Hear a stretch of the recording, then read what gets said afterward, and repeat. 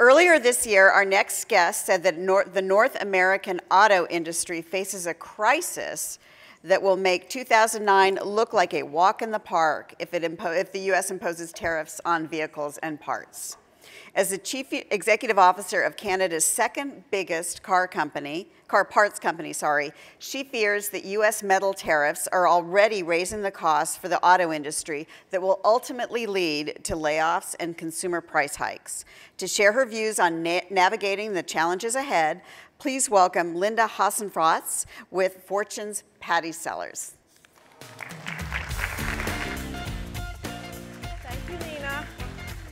Thank you. Love this. Hello, everyone. Good morning. So, first question to Linda is very, very basic. So, what in our cars, Linda, do you make? Well, we're a diversified manufacturing company. So, about 70% of our business is automotive. And in the vehicle, we're making a variety of parts and systems for engine, transmission, and driveline.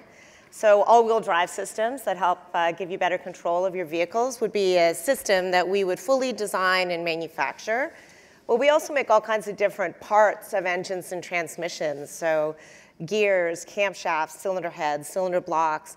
Really the most complex and precise components within the engine and transmission that are metallic and machined are the kind of products that we would focus on. Okay.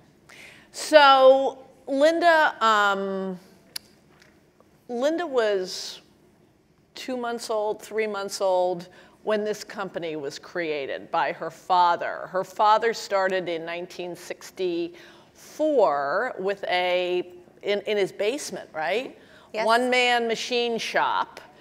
And we're now going to disclose Linda's age because she was born in June of 1966. And there was created another baby in August of 1966 called Linamar, which is actually, the company is named after, explain the name of myself, my sister Nancy, and my mother Margaret. So Linda, that's where Linamar Nancy, comes from. Margaret, fantastic. Now, you grew up with your father building this business, and and one sister Nancy, 2 children in the family? Correct. And did you imagine that you would someday go into the business? I didn't when I was growing up. I'd always been interested in technology and science, and I do regret that I didn't study engineering. Knowing now where I am, I wish I had. I did study science, so I have a degree in chemistry. But at the time, I didn't think about doing that, and actually graduated from university, went off to work for a pharmaceutical company, and was doing well. And I think I kind of proved to myself that I could make it on my own. I didn't need my dad to give me a job to be successful. And I think that that's actually really important. That was an important thing for me. And I thought, my dad's spent his life building this business. I don't want to turn my back on it. And at the time, when I first joined Linamar, which was 1990, we were around maybe 50 or 60 million in sales. And I thought, if I play my cards right, I could be running a $50 million company one day. So I thought, well, why not? I'm going to do that. And of course, my dad was thrilled. And, it's been a really exciting time ever since. So last year, revenues were $6.5 billion. And this year, they're likely to be close to 8? Close to $8 billion. Okay. So you joined in 1990, Linda, and you started as a machine operator. Yeah.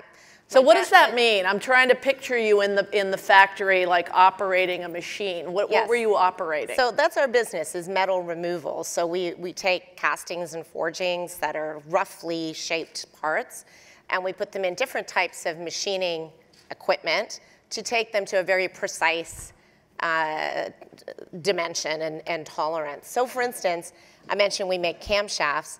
We hold some of our camshafts to a tolerance of plus or minus 3 or 4 microns.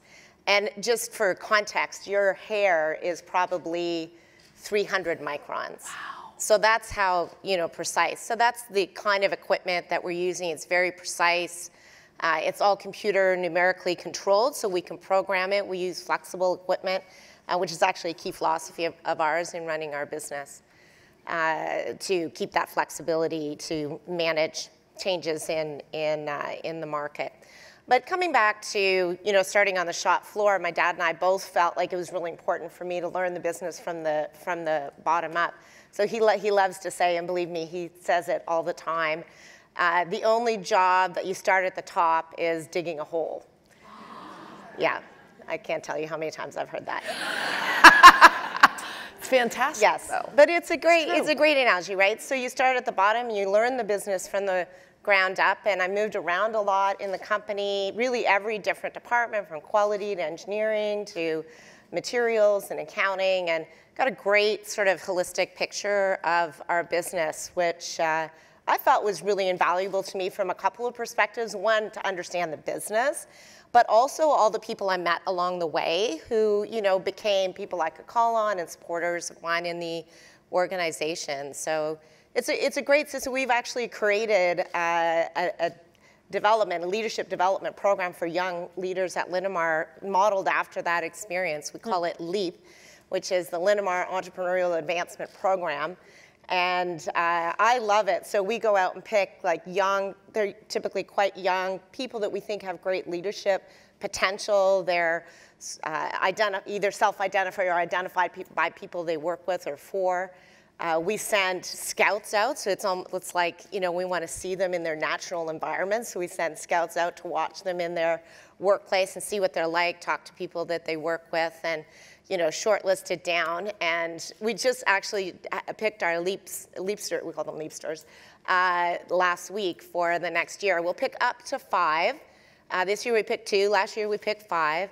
And bring them in for a week-long, sort of more testing, some behavioral testing. We do some simulations, so we actually bring them out on the shop floor. We tell them they're a general manager, and we kind of bombard them with issues. And I know they don't know how to deal with it, but we want to see what's their natural instinct and how they deal with that situation. And then we get to watch the videos and when we're picking them. So do they apply for this program, or do you just select them? They can apply. They can self-apply, or their boss or peers could nominate them, and then HR kind of shortlist it down, and then the scouts go out to check them out, and then we shortlist down to really 5 to 7 was the number that we would bring in for that week-long final evaluation. And then the last step is a presentation to the senior team, and then we hear all the results of the behavioral stuff, and we pick who we want. And the goal is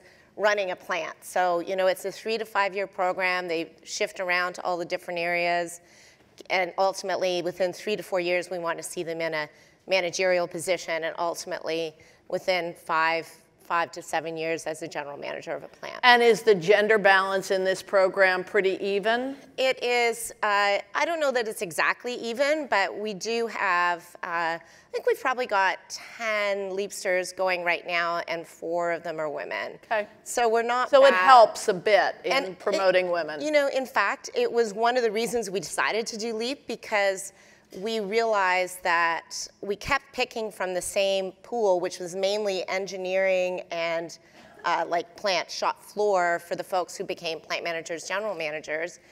And at the time, we were underrepresented with women in those roles. So we thought, how do we get more women to become general managers from these other areas?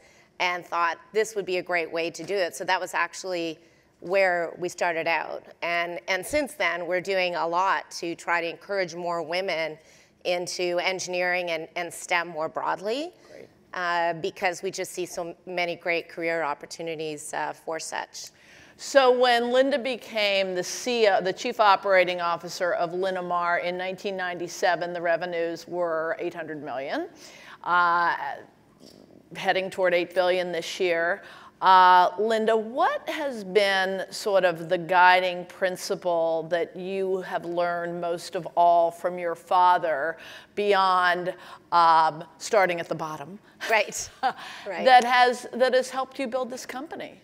Well, I think quite a few things. I mean, he's a great relationship builder, so I really learned that from him, of building relationships and, trying to establish relationships all over the place, because you never know when you need to tap into and get some advice, get some help from someplace. So I think that was great advice. He's very much an action-oriented person, so like, let's do it today, don't wait for tomorrow for something that you can do today. Again, heard that quite a few times in my life.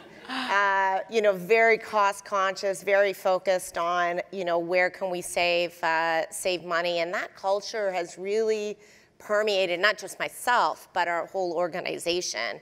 And we work hard to maintain that, to reinforce the culture of who we are, because I think that is a key part of our success, is our culture. We're very entrepreneurial, we're very relationship focused, we're very responsive, we move fast, to take advantage of opportunities or deal with issues. And I think that's a huge part of our success.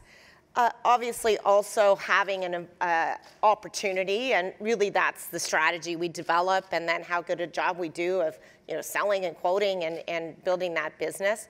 And then finally, I think innovation and efficiency, which is really what makes us competitive. So we see our competitiveness is 100% tied to how innovative we are and how efficiently we can run our operations and continuously improve that every day. And I think it's that combination of innovation and efficiency, or competitiveness, opportunity, and culture that is what has really made us a success. And all of that you can really trace back to our roots and our founder of who he is, and therefore who we are. Linamar is a big, well-capitalized public company, but it's also a family business. So you have sort of your public shareholders and your board and your father, yes. Imposing that the structure and the cultural beliefs about innovation, efficiency, cost consciousness. Right. I want to move to the audience in 1 minute, but very important question. In July, Linda wrote a very forceful op-ed in the Toronto Globe and Mail saying that President Trump's protectionist policies, the tariffs on steel, and we're going to cause a recession. We're going to cause a North American recession. So Linda, how do you feel about the trade agreement that came to be? Yeah, well, I'm thrilled that we've come to an agreement with USMCA. It doesn't trip off the tongue the way NAFTA did, but anyhow, I'm obviously thrilled to have that put behind us. I feel like I had never had a doubt that we would get there, because there was just too much at stake for all parties, right? I mean, this trade agreement has been enormously beneficial, not just for Canada and Mexico, but hugely the US, whose economy has grown enormously in the time frame in which it's been in place. And we've created these very intricate, the automotive industry is a perfect example of supply chains that you snake between our countries back and forth up to 7 times. An auto part will cross borders in North America before it ends up in your driveway. So to try and break it apart would be enormously costly. Somebody put it, I thought, very well, to say you can't unscramble the eggs. Once you've got them scrambled, like that's what you've got, and to try and take it apart is incredibly costly. So I had confidence all along that we would get there with the trade agreement. The question was, how long would it take to get there, and how detrimental would the tactics being used be? And one of the tactics was the tariffs, right? So citing a Section 232 that Canada is somehow a security threat to the U.S. is insane. And here we sit still, weeks, months after the trade agreement has been agreed to, with the metal tariffs still in place. And are they going to go away, or what's going on there? That's an excellent question. I mean, what the hell? We have a trade agreement. Why do we have tariffs between our countries? It doesn't make sense.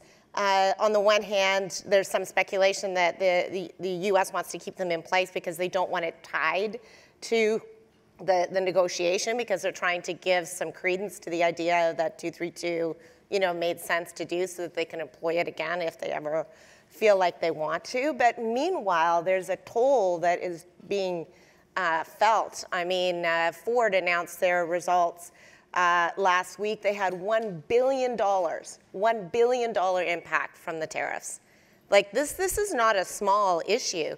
You know, there's all kinds of auto parts suppliers that are reporting massively lower earnings or missing street forecasts in large part, mainly American companies, by the way, because of the tariffs. So like this is taking a toll, and we may be past the point of no return of you know, being able to stop the ramifications of that, because you know, eventually prices have to go up, right?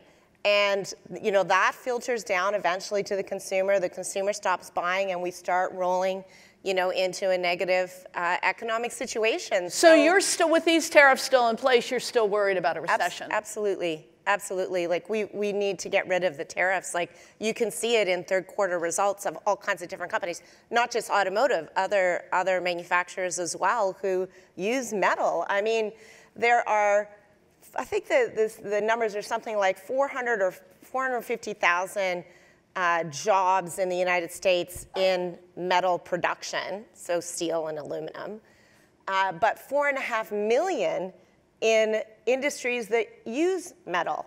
So, you know, we're helping 450,000 to the detriment of 4.5 million.